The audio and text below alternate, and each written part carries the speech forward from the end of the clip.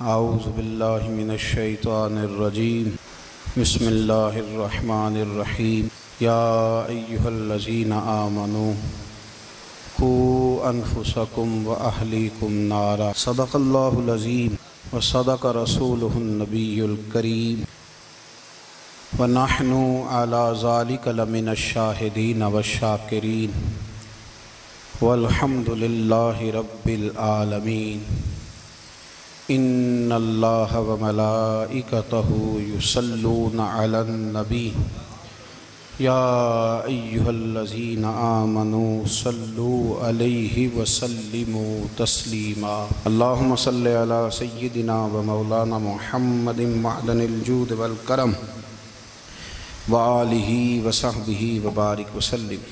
حمد و صلاۃ کے بعد عزیز دوستو، بزرگوں اور بھائیوں، امیر المومنین خلیفۃ المسلمین مراد مصطفیٰ صلی اللہ تعالیٰ علیہ وسلم حضرت سیدنا عمر فاروق رضی اللہ تعالیٰ عنہ کو 26 ذی الحج کو زخم لگا تھا، قاتلانہ حملہ آپ پر کیا گیا تھا، اور 1 محرم الحرام کو اسلام کے اس بطل جلیل، اس قائد، اس لیڈر اور دنیا اسلام پر اپنی سیرت کے انمٹ نقوش چھوڑنے والے اس خوبصورت انسان نے دنیا سے پردہ فرمایا۔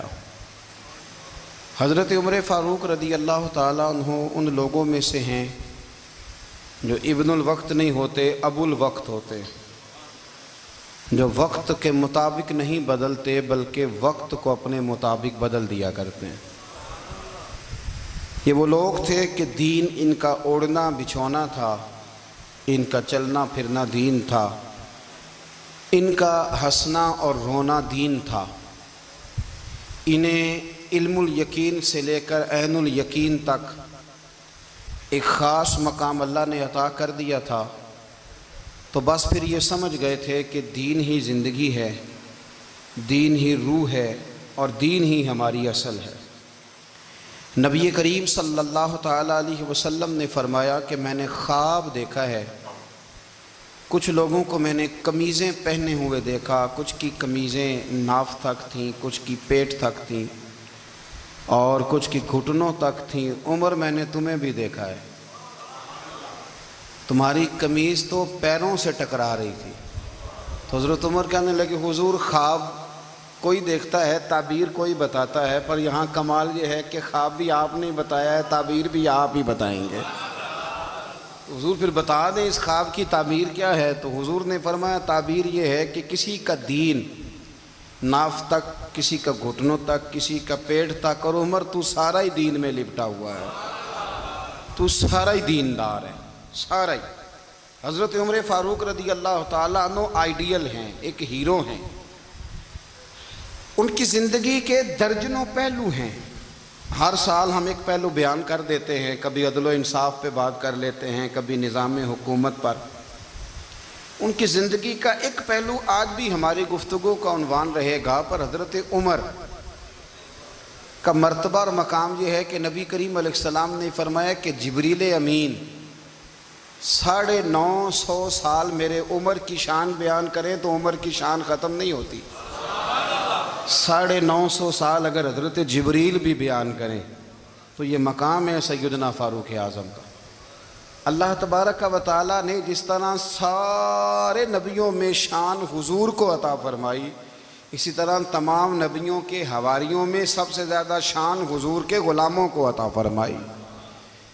قرآن مجید میں اللہ کریم نے فرمایا یا ایھا الذین آمنوا قوا انفسکم واہلیکم نارا، فرمایا اے ایمان والو، خود بھی جہنم کی آگ سے بچو اور اپنے گھر والوں کو بھی دوزخ کی آگ سے بچاؤ۔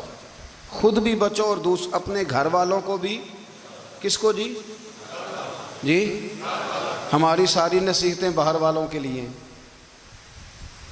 باہر ہمیں بہت بڑا لیکچر بھی دینا پڑے تو چلتا ہے، بہت بڑی داستان سرائی بھی کرنی پڑے تو چلتی ہے، سٹیٹس اور معیار یہ ہے کہ سارا کچھ باہر والوں کے لیے، اور گھر کے وہ پھول جن کی آبیاری بھی ہم نے کرنی تھی، کوئی جڑی بوٹیاں اور گائیں تو وہ کاٹنی بھی ہم نے خود تھیں، دھوپ اور چھاؤں کا خیال بھی ہم نے رکھنا تھا، وہاں ہماری نظر نہیں ہوتی۔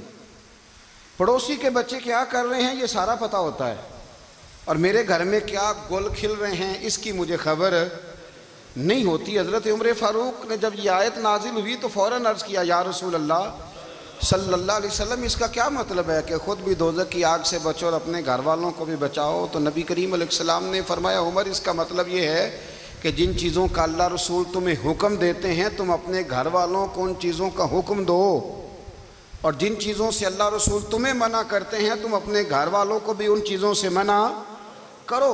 حضرت عمر فاروق کی زندگی میں جو چیز آپ کو بہت زیادہ ملے گی نا وہ یہ ہے کہ آپ نے جتنا کڑا احتساب محاسبہ باہر والوں کا کیا ہے نا، اس سے زیادہ بڑھ کے اپنا اور اپنے گھر والوں کا کیا ہے۔ یہ بڑا عجیب معاملہ ہے کہ ہم جتنے لوگ ہیں ہمارا معیار یہ ہے کہ سامنے والا غلط ہے اور میں ٹھیک، یعنی دوسرے کا بچہ گلی میں نظر آ جائے تو اس کی غلطیاں نکلنی شروع ہو جائیں گی، اور میرا بچہ سارا شہر گھوم آئے ایک ٹائر پہ موٹر سائیکل پہ، تو ہم کہتے ہیں کہ ابھی بچہ ہے، انشاءاللہ سیانا ہو جائے گا۔ اگر ابا جی آج تک سیانے نہیں ہوئے کہ اس کو سمجھا لیں، تو پھر بیٹے کا سیانا ہونا تو ہو سکتا ہے کہ وہ 60-70 سال لگ ہی جائیں۔ گھر کے اندر جب تک توجہ نہیں ہوتی، اور سب سے پہلے جب تک اپنی ذات پر توجہ نہیں ہوتی، تو والد کا جب تک کردار بچے نہیں دیکھتے جب تک، اتنی دیر تک ان کا تبدیل ہونا ممکن نہیں ہوتا۔ حضرت عمر فاروق رضی اللہ تعالیٰ عنہ باہر والوں کا بھی بڑا سخت حساب کرتے تھے۔ بڑا ایک گورنر صاحب نے لباس بڑا شاندار پہننا شروع کر دیا تھا تو حضرت عمر نے اتروا کے نا تو انہیں ٹاٹ کا لباس پہنا کے تو اونٹ چرانے کی ڈیوٹی دے دی تھی، اتنا سخت احتساب کرتے تھے۔ کسائی کی دکان پر بھی 1-2 گھنٹے کھڑے ہوتے تھے، جو آدمی مسلسل 2 دن گوشت خریدتا تھا نا، فرماتے تھے اس کا ٹیکس بڑھا دو، لوگوں کو دال نہیں مل رہی اور یہ روز گوشت کھاتا ہے۔ حضرت فاروق اعظم، اس کو جزیہ کہا جاتا تھا، یا کچھ اور معاملات ہوتے تو بڑھا دیتے تھے۔ مسلسل جو 2 دن آدمی گوشت کھاتا تھا، فرماتے تھے مدینے میں غربت ہے، اگر یہ والا نظام تم کرو گے تو غریب لوگ کس کی طرف دیکھیں گے۔ لیکن اس سے زیادہ بڑھ کر جو ان کی زندگی کا معیار اور سٹیٹس تھا وہ یہ تھا کہ اپنے گھر کا خاص خیال رکھتے، خاص توجہ کرتے۔ ملک شام سے اور ایران سے کچھ لوگ آپ کی خدمت میں آئے تو وہاں سے کچھ کنیزیں بھی آئیں، ان کے بادشاہ پیغام لے کے۔ شاہ ایران کی کنیز کو ملکہ نے کہا کہ نا حضرت عمر کی زوجہ کو دیکھ کے آنا ذرا کس طرح کی ہے۔ ہمارے ملک میں کیا کہتے ہیں، خاتون اول، جی خاتون، باقی سارے دووں میں خاتون اول، ذرا خاتون اول کو دیکھ کے آنا۔ تو وہ جب آئی نا گھر میں ملنے تو کہا کہ مجھے میری ملکہ نے کہا تھا کہ عمر کی زوجہ سے اہلیہ سے ملاقات کر کے آنا، تو حضرت عمر کی اہلیہ نے نا ایک جوڑا کپڑوں کا دے دیا ملکہ کے لیے اور ایک خوشبو کی شیشی دے دی۔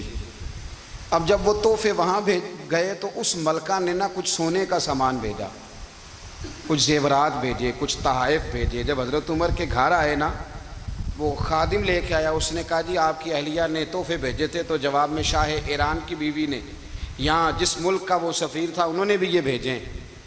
تو حضرت عمر فاروق نا وہ تحفے لے کے گھر گئے تو جا کے کہنے لگے اپنی اہلیہ سے، یہ تو کب سے تحفے تحائف بھیجنے لگ گئی ہے، یہ کب سے نظام شروع ہو گیا؟ تو کہ حضور تحفہ دینا لینا تو ٹھیک ہے، سنت ہے، محبت بڑھتی ہے، تو یہ کوئی قباحت نہیں، اور میں نے اپنی ذاتی استعمال کے لیے جو چیزیں رکھی تھی وہ میں نے دی ہیں۔ تو حضرت عمر فاروق رضی اللہ تعالیٰ عنہ فرمانے لگے ہم نے کسی ملک کے ساتھ اور اس کے بادشاہ کے ساتھ ذاتی تعلق نہیں بنانا، تعلق جو بھی بنے گا رسول اللہ کے دین کی برکت سے بنے گا، ذاتی رشتے نہیں ہم نے قائم کرنے۔ ذاتی آپ کے ملک کی جو ایئر لائن جس کا ہر سال خسارے کا ڈنڈورا پیٹا جاتا ہے نا، وہ ہمارے بادشاہ صاحب اور صدر صاحب اگر غیر ملکیوں کو گھوڑا کبھی بھیجنا ہو نا، گھوڑا، تو پورا ایک جہاز گھوڑا لے کے تحفے میں جاتا ہے، پورا جہاز غریب قوم کا یہ سرمایہ، اور قوم بڑی بادشاہ ہے، لائنوں میں لگ کے ووٹ دیتی ہے۔ 2 کام ہمیشہ لائن میں لگ کے کرنے، ایک بل لائن میں لگ کے جمع کرانا ہے اور ایک ووٹ لائن میں لگ کے، تاکہ پھر پورے 5 سال لائن میں ہی لگے رہیں۔ مرضی سے آپ ووٹ دینا، پر جو بات درست ہے اس کو سنو۔ حضرت عمر فاروق رضی اللہ تعالیٰ عنہ نے اپنی اہلیہ سے پوچھا کتنے کا تھا وہ تیرا جوڑا اور خوشبو کی شیشی؟ انہوں نے کہا 3 دینار کی۔ فرمایا یہ 3 دینار تیرے اور باقی جو تحفے آئے ہیں وہ تو خود کہہ، چونکہ اس نے تیرے نام بھیجے ہیں، تو کہہ کہ میں مال غنیمت میں دیتی ہوں، تو کہہ میں مسلمانوں کو کہہ۔ تو زوجہ ہنس پڑی، کہنے لگی میں نہ بھی کہوں تو مجھے کہنا تو پڑے گا ہی، کہنا تو میں نے ہے ہی، جو کہ سامنے عمر فاروق ہیں، لہذا فرمایا کہہ دیتی ہوں میں نے دیا خزانے کو۔ حضرت عمر نے جمع کرا لیا۔ میں یہ کیا بات ہوئی؟ میرے گھر والے جو مرضی کریں، ان کا معیار زندگی جس طرح کا مرضی ہو۔ اور حضرت عمر ایک جملہ کہا کرتے تھے، اللہ کرے کہ یہ باتیں اس دور حاضر میں ہماری سمجھ میں آئیں۔ حضرت عمر فاروق رضی اللہ تعالیٰ عنہ اپنے بچوں کو فرمایا کرتے تھے کہ بہت آدمی کو بھوک لگی ہو نا، اور پھر اس کی پسند کا کھانا پکا ہو، جتنے شوق سے وہ اس کھانے کو دیکھتا ہے نا، فرمایا اس طرح پوری قوم اپنے بادشاہوں کے خاندان کو دیکھتی ہے، اس تیزی کے ساتھ دیکھتے ہیں کہ ان کے گھر میں کیا ہو رہا ہے، ان کا معیار زندگی کیا ہے، ان کا سٹیٹس کیا ہے۔ سیدنا فاروق اعظم رضی اللہ تعالیٰ عنہ نے اپنے گھر کے اندر اپنے بچوں، آپ کے بچے دونوں کاروبار کے لیے مصر گئے، تو وہاں کے گورنر صاحب نے لوگوں سے، ایک بہت بڑا قافلہ گیا مدینے سے مصر تجارت کے لیے، جاتے ہیں نا آج بھی قافلے کئی ملکوں میں، تو یہ گئے تجارت کے لیے۔ تو حضرت عبداللہ ابن عمر، حضرت عبید اللہ ابن عمر، حضرت عمر کے دونوں بیٹے گئے۔ جناب عمر فاروق کے بچے جب وہاں پہنچے تو مصر کے گورنر نے نا لوگوں کو تعارف کرایا کہ یہ عمر فاروق کے بیٹے ہیں، یہ حضرت یہ چودھری کے بیٹے کو کون بتاتا ہے کہ تو چودھری کا بیٹا ہے؟ باہر والے بتاتے ہیں، گھر والے جی؟ اور سیٹھ صاحب کے بیٹے کو کون بتاتا ہے کہ تو سیٹھ صاحب کا بیٹا ہے؟ اور مالک کو کون بتاتا ہے کہ تو مالک کا بیٹا ہے اور یہ کرایہ دار ہے؟ یہ کون بتاتا ہے؟ یہ سوچ ہم دیتے ہیں بچوں کو، چودھری اور کمی کی سوچ، امیر اور غریب کی سوچ، مالک اور کرایہ دار کی سوچ، گھر کے مالک کی اور کام کرنے والے کی سوچ، یہ ہم دیتے ہیں۔ یاد رکھنا، یہ ہم دیتے ہیں، یہ ہمارا مزاج ہے، یہ باہر سے نہیں آتی۔ تو کوئی شہزادہ ہے، تو سیٹھ ہے، تو نواب ہے، یہ سوچ باہر سے نہیں آتی، یہ اماں سوچ دیتی ہے، اماں، یہ ابا سوچ دیتا ہے۔ اور پھر جب تباہی اترتی ہے تو اس کے ذمہ دار بھی باہر والے نہیں ہوتے، گھر والے ہوتے ہیں، گھر والے۔ ہمارے بچوں کی طبیعتوں پر زیادہ نقش باہر والوں کا نہیں ہوتا، گھر والوں کا ہوتا ہے، یاد رکھیے گا۔ حضرت عمر فاروق رضی اللہ، بچے ہیں، شہزادے ہیں، وہ کاروبار کرنے گئے اور وہاں لوگوں نے بتایا گورنر صاحب نے کہ یہ فاروق اعظم کے بچے، امیر المومنین کے۔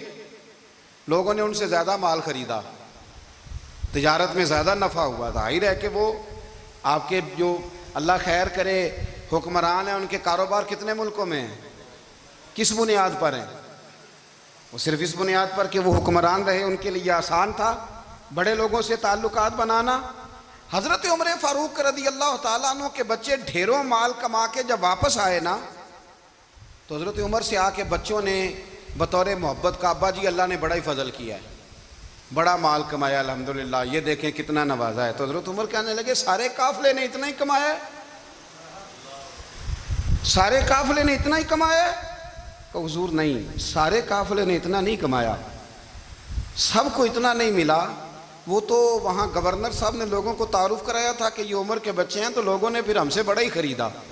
تو حضرت عمر فرمانے لگے ٹھیک ہو گیا، میں بات سمجھ گیا، اس طرح کرو جو تمہاری اصل زر تھی نا، جو راز تھی، وہ رکھ لو اور باقی سارا مال مال خزانہ میں جمع کرا دو، اس لیے کہ یہ تم نے تجارت نہیں کی، یہ تم نے اپنے باپ کا نام بیچا ہے، یہ تم نے امیر المومنین کے بیٹے ہونے کا فائدہ اٹھایا ہے۔ فرمایا یہ تمہارا نہیں حق، یہ مسلمانوں کا ہے، اس لیے کہ یہ مال تم نے محنت سے نہیں کمایا، یہ باپ کی کرسی کا فائدہ اٹھایا ہے۔ اور فرمایا اگر تم نے مال جمع نہ کرایا تو میں مال بھی لے لوں گا زبردستی اور کوڑے بھی ماروں گا، ڈبل سزا دوں گا، مرضی سے جمع کراؤ گے تو کوڑوں سے بچ جاؤ گے۔ بڑے بیٹے نے تو جمع کرا دیا، تو چھوٹا تھوڑا پریشان ہوا، تو حضرت عبداللہ ابن عمر چھوٹے کا ماتھا چوم کے کہنے لگے بیٹے چپ کر کے جمع کرا، یہاں بھی فخر کر کے ہم عمر کے بیٹے ہیں، اور قیامت میں بھی فخر کریں گے کہ ہم فاروق اعظم کے بیٹے ہیں۔ یہاں بھی ناز کریں گے اور وہاں بھی ناز کریں گے کہ عمر کے بچے ہیں، ہمارے باپ نے خود بھی حلال ہی کھایا ہے، اور جب ہماری کمانے کی باری آئی ہے تو ہمیں حکم بھی حلال کھانے کا دیا۔ بھائی ہمارا مزاج نہیں۔ بچہ جب لے کے آتا ہے 2 لاکھ روپیہ تو کبھی پوچھا کہاں سے آیا ہے؟ جب وہ پہلے دن غلط دوستوں کے پاس جا کے بیٹھتا ہے تو کبھی نکالا ہے گھر سے اسے؟ یہ بہت سارے خمیازے ہمیں اس لیے بھگتنے پڑتے ہیں کہ ہم ابتدا میں سوراخ بند نہیں کرتے، جب اس میں شگاف پڑ جاتا ہے، سیلاب آتا ہے تو ہمیں ہوش آتی ہے۔ حضرت عمر نے اپنے گھر میں نگرانی رکھی، کڑی نگرانی۔ زیادہ نماز گھر میں پڑھتے تھے حضرت عمر، نفلی نمازیں زیادہ کیوں بلا؟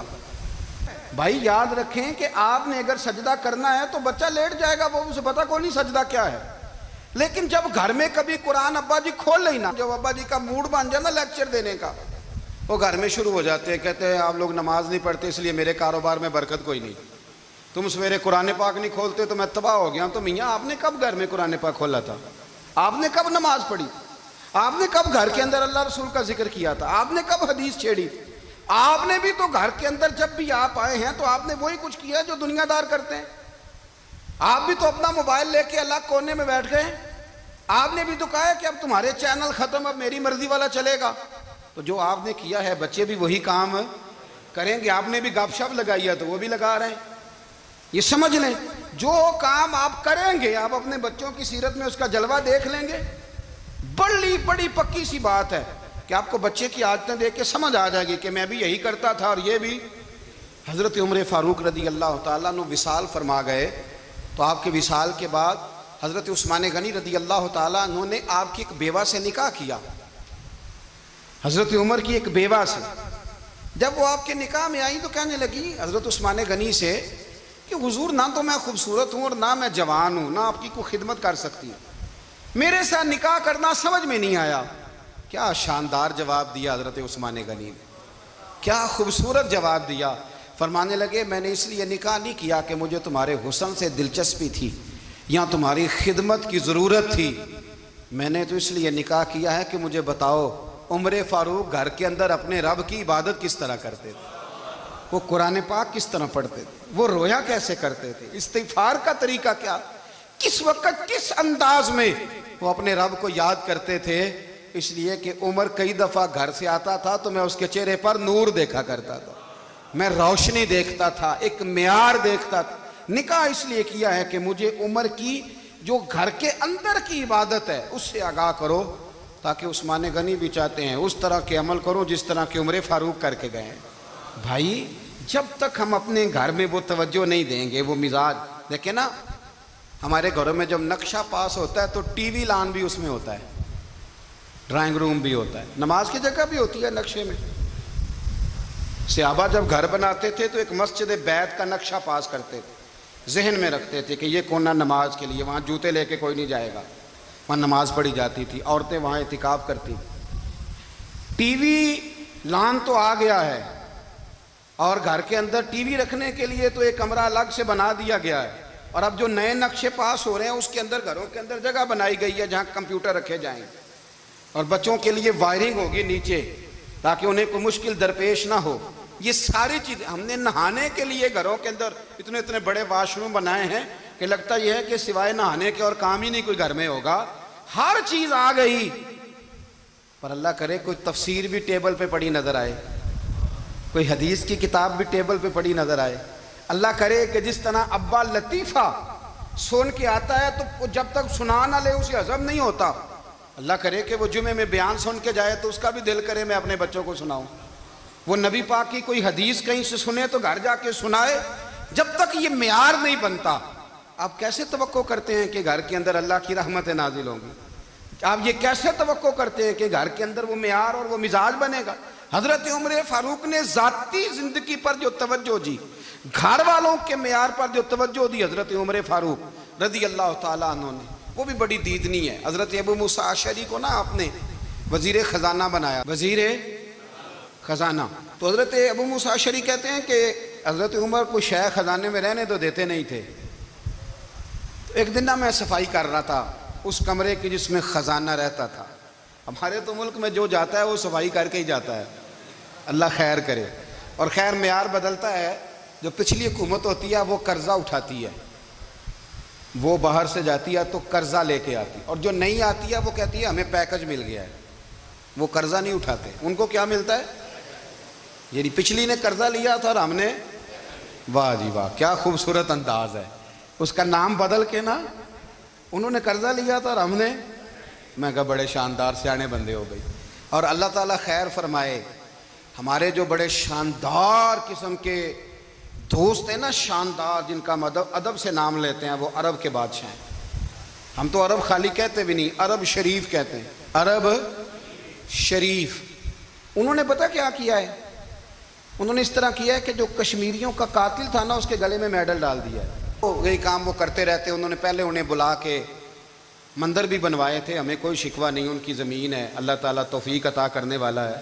پر خیال یہ تھا کہ چلو کشمیریوں کے زخموں پر نمک نہ چھڑکتے, 2 مہینے انتظار کر لیتے, کچھ حالات سنور جاتے, کچھ تھوڑا انتظار. ہیں ہمارے دوست, ہمارے وزیر اعظم صاحب جب جاتے ہیں تو وہ پھولوں کا ہار ڈالتے ہیں ہمارے دوست. لیکن انہیں وہ حدیث یاد نہیں کہ نبی پاک علیہ السلام نے فرمایا جب میرے مومن کو تکلیف ہوتی ہے تو مجھے بھی گنبد خضرا میں تکلیف ہوتی ہے.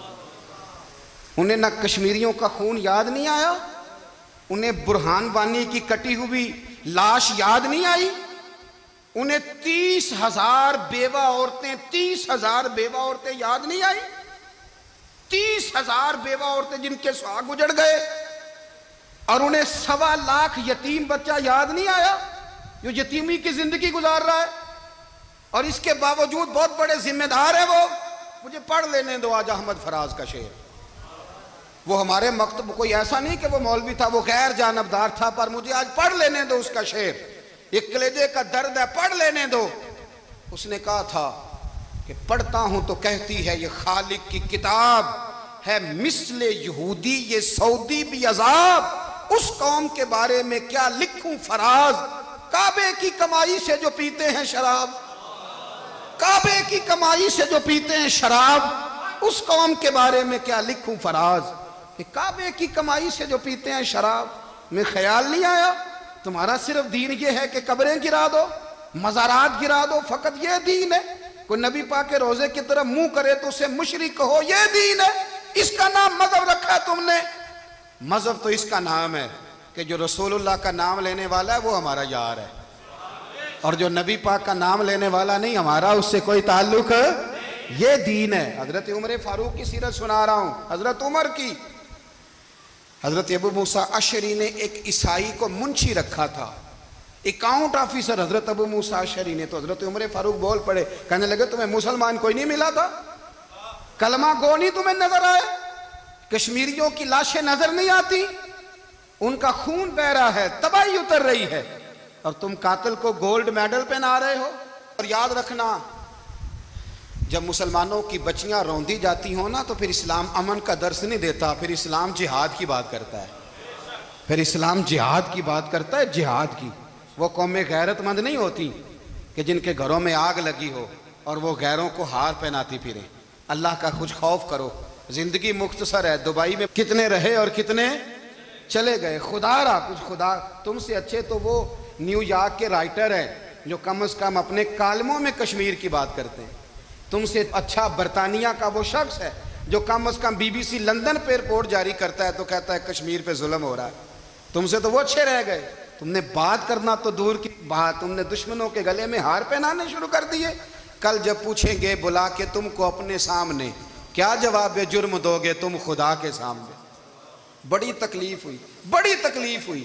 وہ نا منصور حلاج کو پھانسی دی جا رہی تھی تو حضرت جنید بغدادی بھی آ کے دیکھنے لگے. تو منصور حلاج کہنے لگے بابا سارا زمانہ دیکھے پر تو نہ دیکھ, سارا زمانہ تماشا دیکھے انہیں تو پتہ کوئی نہیں نا, تو نہ دیکھ.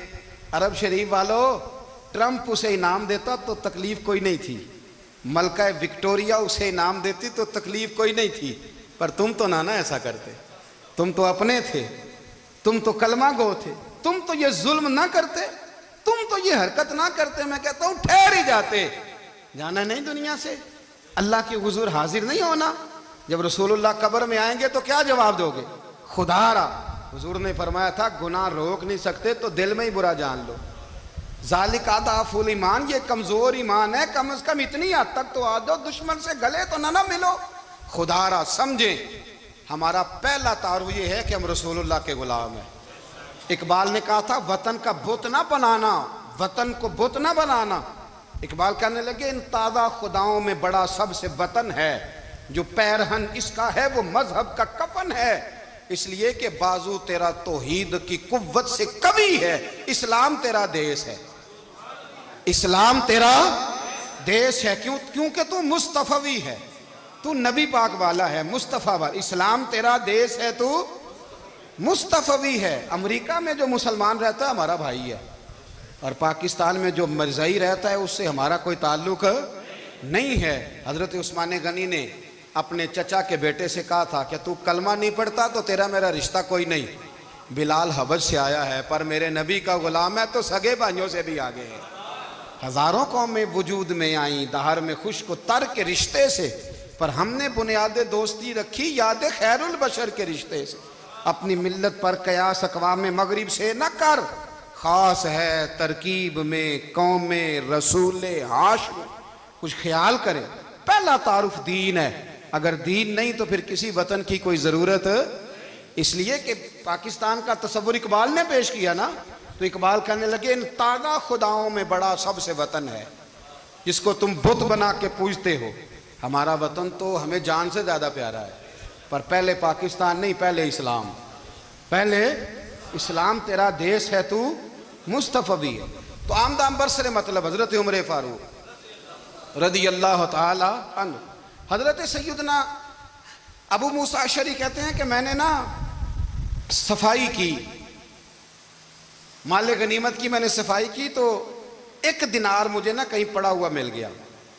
تو فرماتے ہمیں اجازت ہوتی تھی کہ ایک آدھ دینار ہم اپنی مرضی سے کہیں خرچ کر سکتے. اگر آپ ناراض نہ ہوں تو ہمارے ہاں جب چیئرمین صاحب ناظم صاحب ٹھیکے دیتے ہیں تو ٹھیکیدار ان کا چھوٹا بھائی ہوتا ہے، یا چچا کا بیٹا ہوتا ہے، یا خالہ کا بیٹا ہوتا ہے.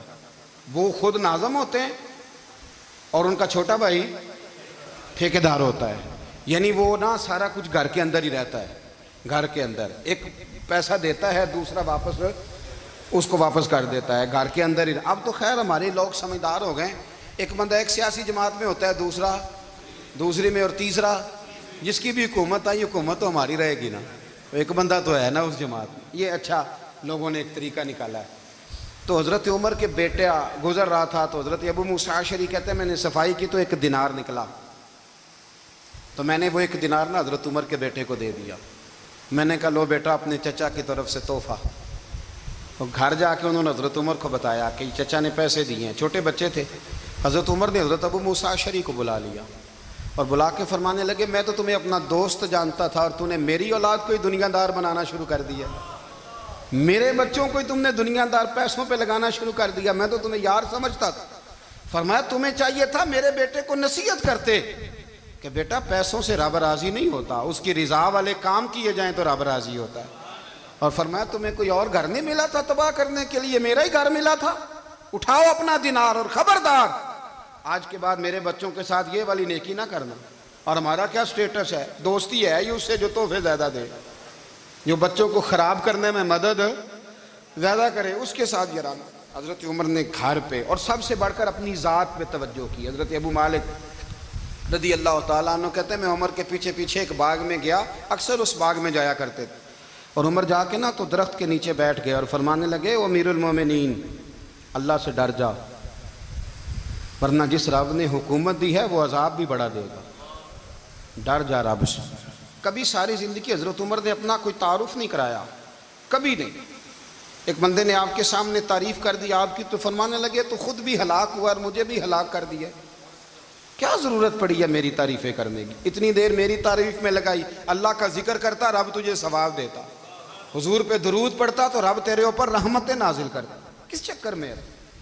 آج جتنا اچھی کوئی خوشامد کرے اتنی اچھی وزارت ملتی ہے، جتنی اچھی اس کو جو ہے وہ چاپلوسی کرنی آیا درجہ بھی اسے اتنا ہی اچھا ملتا ہے. حضرت عمر فاروق رضی اللہ تعالیٰ عنہ آپ کے بیٹے کہتے ہیں، صاحب فتوح الشام نے لکھا ہے آپ کے صاحبزادے کہتے ہیں میں نکلا تو میرے ابا جی نا اپنی پشت پر مشکیزہ رکھ کے کنویں سے پانی بھر کے آ رہے تھے. میں دوڑ کے آگے گیا, میں نے کہا ابا جی مجھے دے دے. فرمانے لگے بیٹا تیرا کیا خیال ہے, کوئی اور نہیں تھا مشکیزہ بھر کے لانے کے لیے, تیرا کیا خیال ہے؟ کہا ابا جی بڑے لوگ تھے پر آپ کیوں اٹھا رہے ہیں؟ فرمانے لگے نفس نا ذرا میرا بڑا ہو گیا تھا, اسے ذرا ذلیل کر رہا ہوں, ذرا اپنا محاسبہ کر رہا ہوں. یہ مجھے کہہ رہا تھا تو بڑی چیز ہے, تو میں نا ابھی مشکیزہ گھر رکھ کے آؤں گا, پھر تیری ماں نے مجھے کہا ہے کہ گھر میں لکڑیاں کوئی نہیں جلانے کے لیے, پھر میں جنگل سے لکڑیاں کاٹ کے لاؤں گا. اب میں امیر المومنین بن کے نا تو میرا نفس تھوڑا بڑا ہو گیا.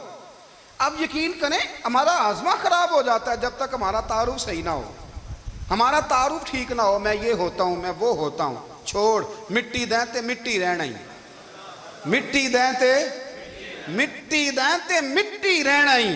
ایویں کادی بلے بلے اج مٹی دے اتے بندیا تے کل مٹی دے تھلے, مٹی دیں تے مٹی رہنا ہی. کادی بلے, مجھے پوچھ لو, مجھے جان لو, میرا نام لے لو, میں بھی آیا ہوں, میں بھی ہوتا ہوں, میرا بھی یہ تذکرہ ہے.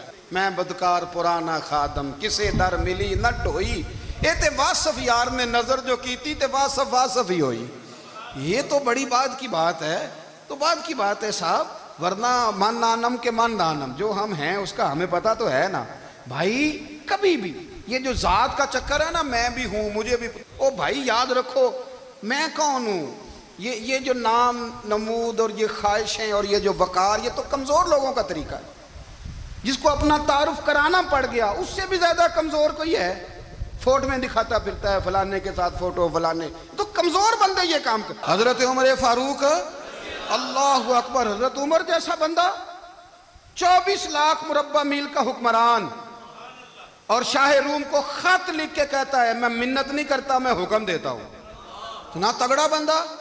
جنگ قادسیہ کے لیے حضرت سعد بن ابی وقاص کو بھیجا, فتوح الشام پڑھ کے دیکھیں. حضرت عمر بڑے پریشان ہیں, اتنے دن ہو گئے کوئی رپورٹ ہی نہیں آئی. اب تو موبائل ہے نا, ایک ایک منٹ کی رپورٹ لیں آپ, بلکہ آپ ایک ایک منٹ کی فوٹو لیں, آپ رپورٹ تو دور رہ گئی.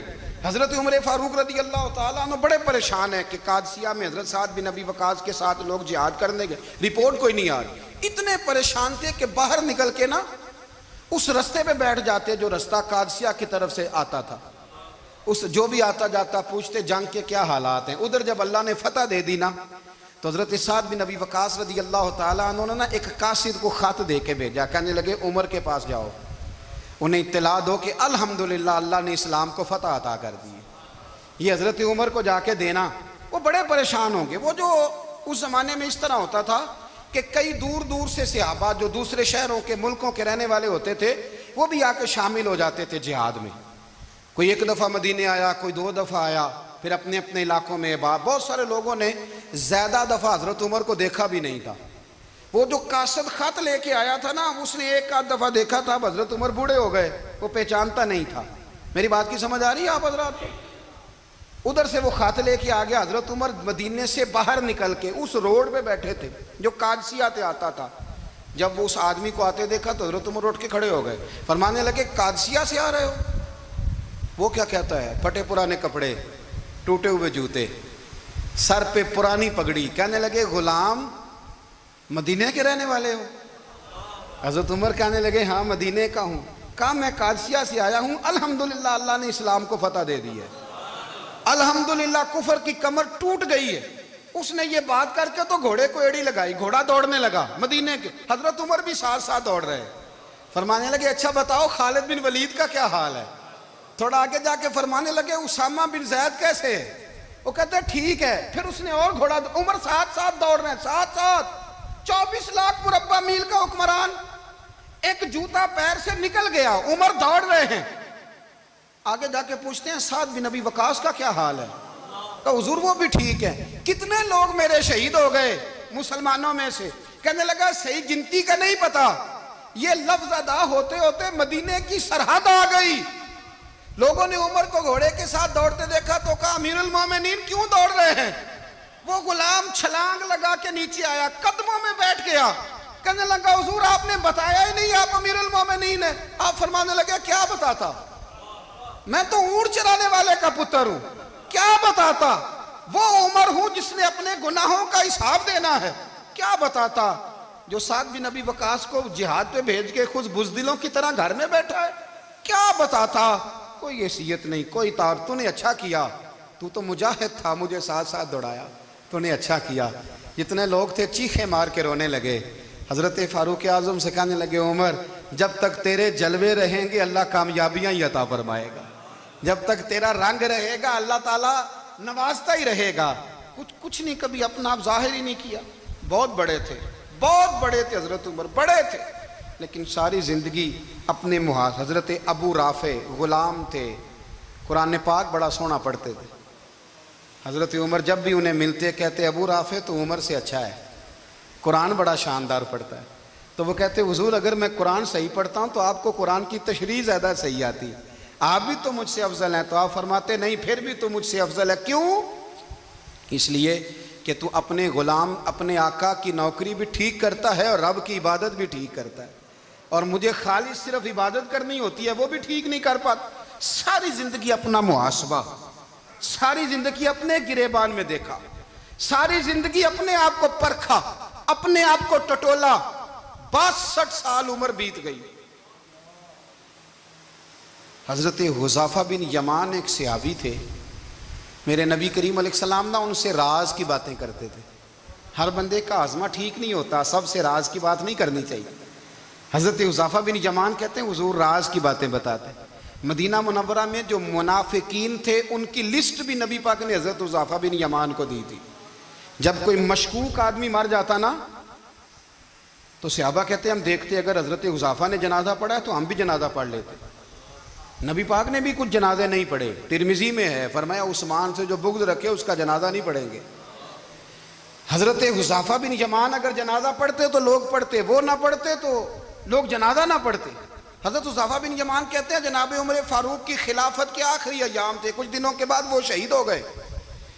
فرماتے آدھی رات کا وقت تھا، میں گھر میں سویا تھا بڑا بے فکر، اچانک میرے دروازے پہ دستک ہوئی، میں گھبرا کے اٹھا، اتنی رات کو کون آیا؟ کہتے ہیں قربان جاؤں، دروازے پہ گیا تو امیر المومنین فاروق اعظم دروازے پہ۔ میں نے کہا عمر کوئی حکم تھا تو مجھے بلا لیتے۔ کہنے لگے میں نا امیر بن کے نہیں آیا، تیرا ویر بن کے آیا ہوں۔ امیر المومنین کی حیثیت سے سرکاری کام سے بلاتا تو وہاں بلاتا، مجھے ایک ذاتی کام پڑ گیا۔ کہتے ہیں میں نے عمر کو گھر کی اندر بلا کے چارپائی پہ بٹھایا، میں نے کہا حضور میں غریب آدمی میں کیا آپ کے کام آ سکتا ہوں؟ تو کہتے ہیں انہوں نے نا مجھے ساتھ بٹھا لیا، پھر میرا ہاتھ پکڑ لیا، کہنے لگے تو عمر کو جانتا ہے؟ عمر جھوٹ نہیں بولتا۔ تو جانتا ہے؟ عمر وعدوں کا پکا ہے۔ کہا حضور جانتا ہوں۔ کہا میں اس وقت آیا ہوں جب دیکھ بھی کوئی نہیں رہا۔ حضرت حذیفہ بن یمان کہتے ہیں پریشان ہو گیا، حضور پہلیاں نہ بجھوائے، مہربانی کریں بتائیں کدھر آئے ہیں؟ تو حضرت عمر فاروق فرمانے لگے 62 سال کا ہو گیا ہوں، 63 میں چل رہا ہے، داڑھی سفید ہو گئی ہے، پھل پک گیا، اٹھ فریدہ ستیا، داڑھی آ گئی پور، اگا نیڑے آ گئی، پچھا رہ گئی دور۔ اب قبر اشر کا معاملہ صاف نظر آنے لگا ہے۔ کہا حضور مجھ سے کیا چاہتے ہیں؟ حضرت عمر رو پڑے، کہنے لگے آج میں عشاء کے بعد نکلا ہوں تو نبی پاک کے صحابہ مجھے نیک کہہ رہے تھے، پھر میں نے بچوں کی ماں سے اور بچوں سے بھی پوچھا ہے، وہ بھی مجھ سے راضی ہیں، پر حذیفہ تیرے ساتھ نبی پاک راز کی باتیں کرتے تھے، سچ بتا کہیں عمر کا نام منافقوں میں شامل تو نہیں؟ سچ بتا ان منافقین میں تو شامل نہیں، کہیں اوپر سے تو نہیں سارا کچھ؟ حضرت حذیفہ بن یمان کہتے ہیں میں باپ کے مرنے پہ اتنا نہیں رویا جتنا عمر کے سوال پہ رویا۔ میں قدموں میں بیٹھ گیا، میں نے کہا نہیں عمر یہ تو میں نے نہیں سنا، لیکن یہ میں نے نبی پاک سے ضرور سنا ہے کہ میرے بعد اگر کوئی نبی ہوتا تو عمر ابن خطاب ہوتا۔ یہ میں نے اپنے کانوں سے سنا ہے کہ عمر جس گلی سے گزرے شیطان رستہ بدل جاتا ہے۔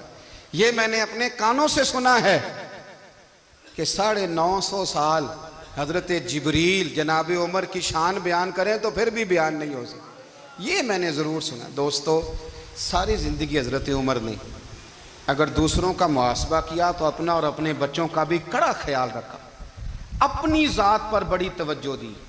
جو لوگ اپنا بھول جاتے نا، ہمیں اپنی صحت کا بڑا خیال ہے لیکن اپنی روحانی زندگی کا کوئی خیال نہیں ہے، قلبی زندگی کا کوئی تصور نہیں ہے۔ آپ یقین کریں موٹا آدمی کمزور ہونے کے لیے جدوجہد کر رہا ہے، کمزور طاقتور ہونے کے لیے، لیکن جس کو کتنے دن بیت گئے اللہ رسول کی یاد میں رویا ہی نہیں، کتنے دن بیت گئے نعت سننے کو دل ہی نہیں چاہا، جسے مہینوں بیت گئے اور قرآن پاک کی طرف نظر ہی نہیں گئی، وہ فکر مند ہی نہیں۔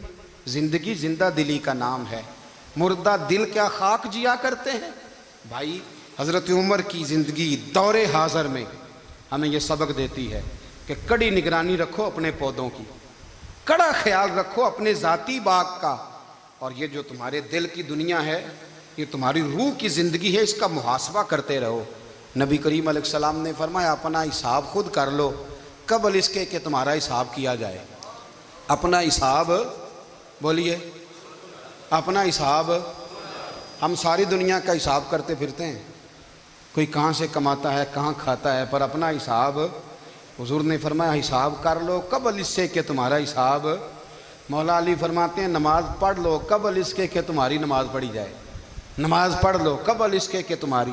اپنا محاسبہ کریں، تھوڑا سا نا اوپر دائیں بائیں دیکھنے کی بجائے تھوڑی سی گردن جھکا کے نا، درویش کہتے ہیں برے بندے نو میں لبن ٹریا تے جگ تے ملیا نہ کوئی، اپنے اندر چاتی پائی تے میتھوں برا نہ کوئی۔ تھوڑی سی نا، تھوڑی سی اپنی طرف توجہ دیں۔